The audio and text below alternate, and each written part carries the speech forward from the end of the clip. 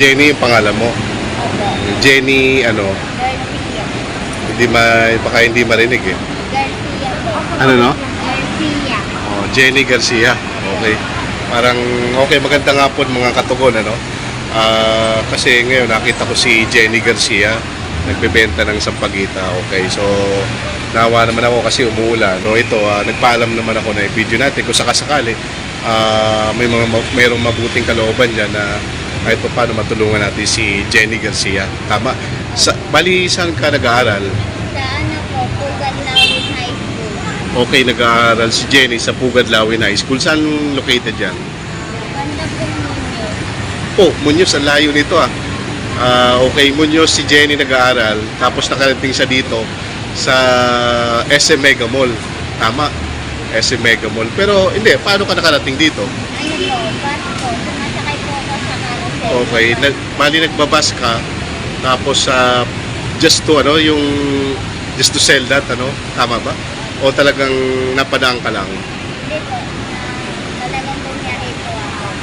Okay, so talagang bumiyahe ka from From ninyo. Muñoz dito dito ka nagbebenta sa Mega Mall talaga. Every day mo bang ginagawa yan? Opo. Oh. Pero saan yung mga magulang mo? Sinama po na nagbebenta po na mga prutas. O si mama mo nagbebenta ng prutas? Vendor po. Vendor, okay.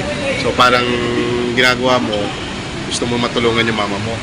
Anyway, ilang taong ka na, Jenny? 16 po. 16. Okay, pero hindi halata ha. 16 ka na, okay. Anong year? Grade? Grade 10 student po. Grade 10. Pag grade 10 ba ka, ano ba yung graduating ka sa ano? Moving up po. Ano no? Moving up. Moving up. So, Senior high po.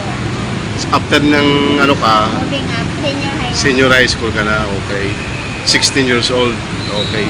So, ganun mga katugo, nagtatsaga si Jenny na magbenta ng sampagita. Pwede ba tingin siya sampagita? Okay, yan yung mga katugo, yung mga sampagita ni Jenny na binibenta. Okay, so magkano lahat yan? 200. Okay, so ito, tutulungan natin mga katugon si Jenny na para kahit paano, pagka binili ko ba yan na makakauwi ka na? Opo. Okay, para kahit, kasi umuulan mga katugon, kung nakikita nyo, malakas yung ulan sa labas, kaya nagpahinga muna ako dito sa may SM Mega Mall, dito sa may Manginasal. So, ito, nakita nga ako ni Jenny na binibentahan ako ni Jenny ng sampagita. So, naawa naman ako, sabi ko, bibiling ko na lang. So, ito, binidyo ko para kung sakali na meron nga pong gustong tumulong kay Jenny na may mabuting kalooban dyan sa pag-aaral niya, no? Ilan pa kayo magkakapatid? 4 po. 4. So, pangilang ka? Panganay po ako sa Panganay ka? May kakapal po. May kakambal ka, okay. So, sige Jenny, bibiling ko na lahat yan, ano? Halagang 200. Eto Jenny, ano? Yan. Sige, pakita mo yung sampagita nga. Ayan. So, yan mga katugong, binili ko na yung sampagita ni Jenny. Salamat po. O, sige, ano mo nga yung sampagita mo. Dapat po po.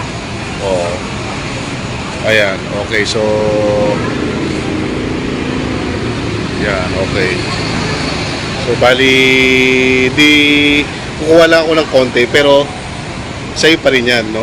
Bali, binili ko lang para kung halimbawa gusto mong umuwi, makakauwi ka na, no? Pero bigyan mo lang ako ng ilang piraso. Sige.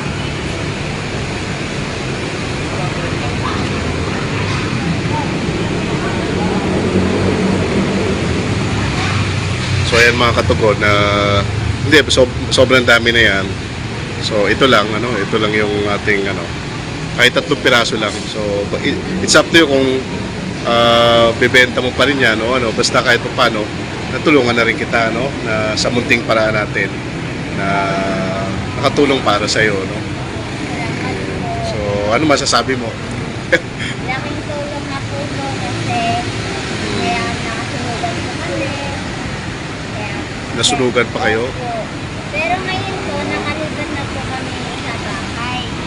Nakalipat na kayo? Bale, napagawa naman po kami ng bahay. Ito lang po nung mga 2 weeks ago po. 2 weeks ago. Okay. Sige, ano, at sige, gagawin nating dadagdagan pa natin yan, ano, para dadagdagan pa natin ng okay, 200 pesos. O, yan, para kahit pa paano makatulong sa'yo, ano. Sana kung ano, di uwi ka na kasi umuulan eh. O, sige Jenny, ano, ituloy mo lang yan, tiyaga lang, balang araw, narating mo rin yung mga pangarap mo, ano. By the way, Aris nga pala. Thank you po. Okay, sige Jenny, maraming salamat sa iyo at God bless sa iyo, no? Thank you po. O, mag-iingat ka sa pag-uwi. Sige, bye-bye. Thank you po. Salamat.